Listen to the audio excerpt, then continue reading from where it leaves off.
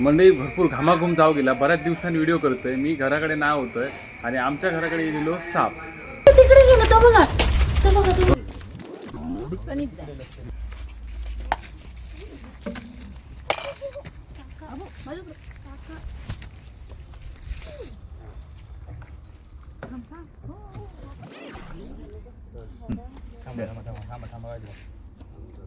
शांत जा.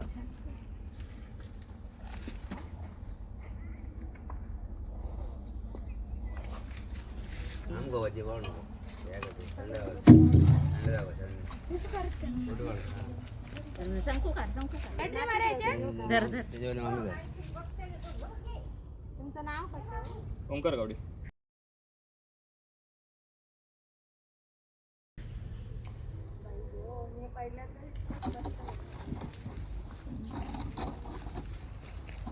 बघू शकताय मंडळी कशा प्रकारे ओंकार गावडे ह्या सर्पमित्राने हा साप रेस्क्यू केलेला आहे. आणि ह्या बर्नीला होल असतात, त्यामुळे ह्या सापाला काही ऑक्सिजनचा तुटवडा होत नाही, व्यवस्थित सेफली याने पकडलेला आहे. अशा प्रकारे जर तुमच्याकडे जर तुमच्या परिसरात घराजवळ जर आला तर नक्की याला कॉन्टॅक्ट करून तुम्ही याला बोलवा, ही नम्र विनंती. तर साप पकडण्यासाठी आपल्या जे कोकणी माणसं असतं, साप वगैरे गेलो तर घाबरतात आणि ते का मारू वगैरे राहतात काठी वगैरे घेऊन.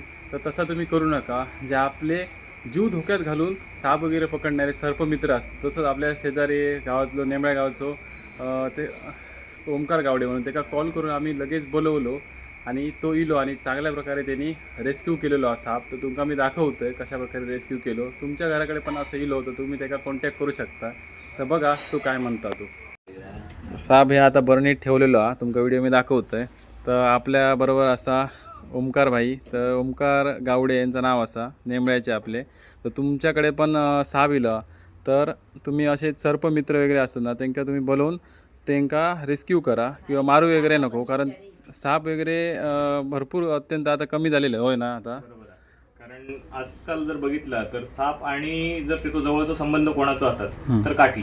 बरोबर. कारण लोकांचा काय झाला की साप म्हटल्यानंतर माणूस जर सर्वश्रेष्ठ झालेलो हा आणि बाकीचे प्राणी हे त्यांच्यासाठी दुय्यम झालेले आहेत. पण ह्याचा सगळा निसर्ग चक्रचा ह्या व्यवस्थित राखणं ह्या माणसाचाच काम आहे. कारण जर आज बाकीचे प्राणी वाचले तरच माणूस जागतो. कारण ही पूर्ण एक अन्नसाखळी आहे, त्याच्यावर लहान कीटकापासून मोठ्या प्राण्यापर्यंत ह्या आपणाला सगळ्यांका सामावून ठेवचा. कारण निसर्गाचं समतोल आपण बिघडवत चाललो. कारण आज म्हणतो आपण विकास चाललो, विकास ह्या नावाखाली आपण जो निसर्गाचा भकास करत चाललो, बरोबर, ह्या महत्वाचं कारण झालेला. मग त्याच्यामुळे काय झालं की या जे साप आपल्या घराकडे येतात, कारण काय तर त्यांका जा खाण्यासाठी किंवा जा आपण म्हणतो की त्यांका जा सोयीस्कर जी जागा होईल ती त्यांना अवेलेबल नाही. कारण काय आज आपण डोंगर नाहीचे नाही करतो. कारण आज आपण बघितलो की आज ओंकार हत्ती जो आपल्याकडे एक आता जो आपण म्हटलं की आपल्याकडे संकट इला ओंकार हत्ती, पण आपण तो पण बाहेर कशासाठी इलो ह्याचं कारण काय तर जी जंगला त्यांनी दाखवला, की जे बाहेरचे परप्रांती येऊन जंगला नाही करून गेले, डोंगरचे डोंगर नाही करून गेलेत, खाणी काढला नाही.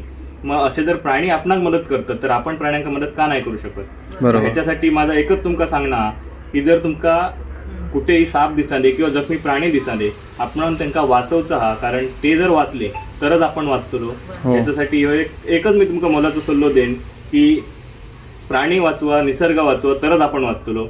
धन्यवाद. तर मंडळी तुमच्याकडे जर साप वगैरे इलो तर तुम्ही ओंकार भाई कॉन्टॅक्ट करा. खालते कॉन्टॅक्ट नंबर दिसत असतो आणि डिस्क्रिप्शनमध्ये पण मी देतोय.